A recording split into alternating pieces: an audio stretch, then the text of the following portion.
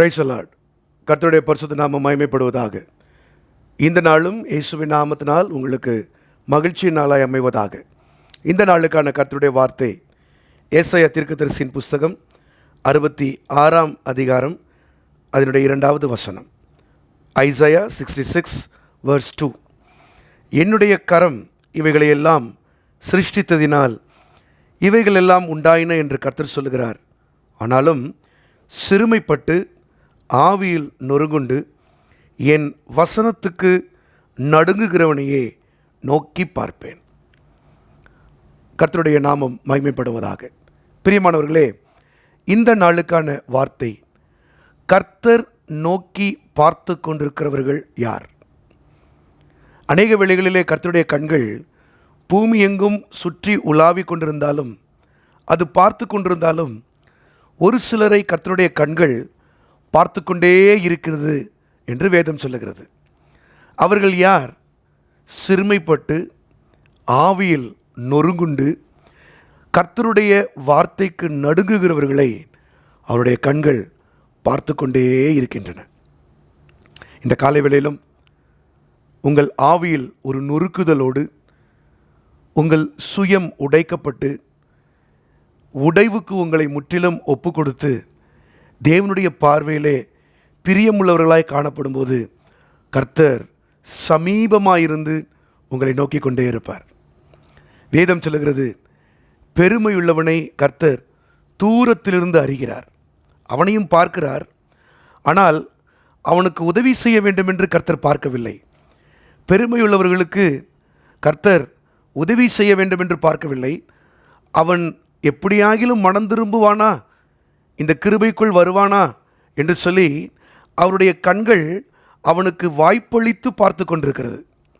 ஆனால் மாறாக ஒரு பணிந்து நொறுங்குண்டு ஆவியில் எளிமையோடு தங்களை தாழ்த்தி சிறுமைப்பட்ட நிலவரத்திலே இருக்கிறவர்களோடு கர்த்தருடைய கண்கள் பார்த்து கொண்டே இருக்கிறது என்று இந்த நாளின் வார்த்தை நமக்கு சொல்லுகிறது. நம்மை இந்த வருடத்தின் இறுதியில் கர்த்தர் அழைத்து வந்திருக்கிறார். இன்னும் நம்மை தாழ்த்துவோம், பணிவுடைய ஆவிக்கு நம்மை ஒப்பு கொடுப்போம். கர்த்தர் சமீபித்து வருகிற தேவனாயிருக்கிறார். ஆகவே தான் சங்கீதம் 51:17 சொல்லுகிறது, நொறுங்குண்டு பணிந்த ஆவியுள்ளவர்களிடத்தில் கர்த்தர் சமீபமாயிருக்கிறார். நொறுங்குண்ட ஆவியுள்ளவர்களை கர்த்தர் உயிர்ப்பிக்கிறாராம். ஆம் பிரியமானவர்களே, ரட்சிக்கப்பட்டு ஞானஸ்தானம் எடுத்து ஆவியின் அபிஷேகம் பெற்ற நாம் ஒவ்வொரு முறையும் நம்முடைய இருதயத்தை கர்த்தர் உடைக்கும் போது அதற்கு ஒப்பு கொடுத்து, ஆண்டவரே, திருக்குள்ளதும் மகா கேடுள்ளதுமான இந்த இருதயம் இன்னும் நொறுக்கப்படட்டுமே, இன்னும் அது நொறுங்கட்டுமே. ஏன்? நொறுங்குண்ட இடத்திலே தான் கர்த்தர் வாசம் பண்ணுகிறார். நாம் வாசித்த இந்த பகுதிக்கு மேலான வசனம், முதல் வசனம் என்ன சொல்லுகிறது என்றால், வானம் எனக்கு சிங்காசனம், பூமி எனக்கு பாதபடி, எனக்கு ஒரு ஆலயத்தை நீங்கள் எப்படி கட்டுவீர்கள் என்று தான் அந்த பகுதி சொல்லுகிறது. கர்த்தர் பிரம்மாண்டமான கட்டிடமுள்ள ஆலயங்களில் வாசம் பண்ணுகிறவர் அல்ல. அவர் நறுங்குண்டு பணிந்த ஆவியுள்ளவரிடத்தில் கர்த்தர் வாசம் பண்ணுகிறார்.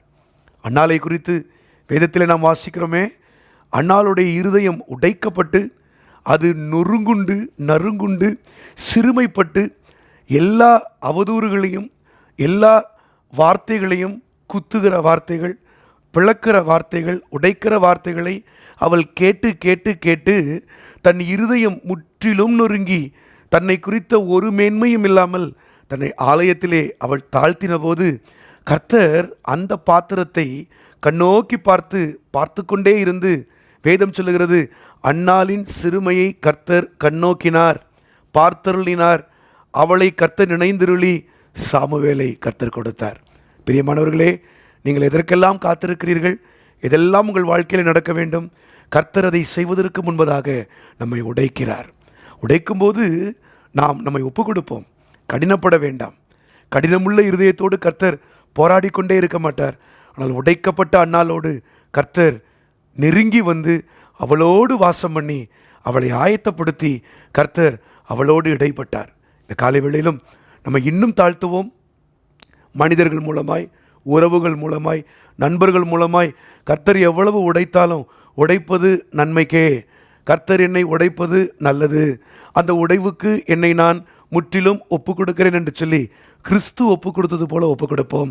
கர்த்தர் நம்மை பார்த்து கொண்டே இருப்பார், கண்ணோக்கி கொண்டே இருப்பார். சீக்கிரத்திலே கர்த்தர் நியாயம் செய்து நம்மை உயர்த்துவார். ஜெபிப்போமா? பிதாவே, உம்முடைய கரத்திலே எங்களை ஒப்பு கொடுக்கிறோம்.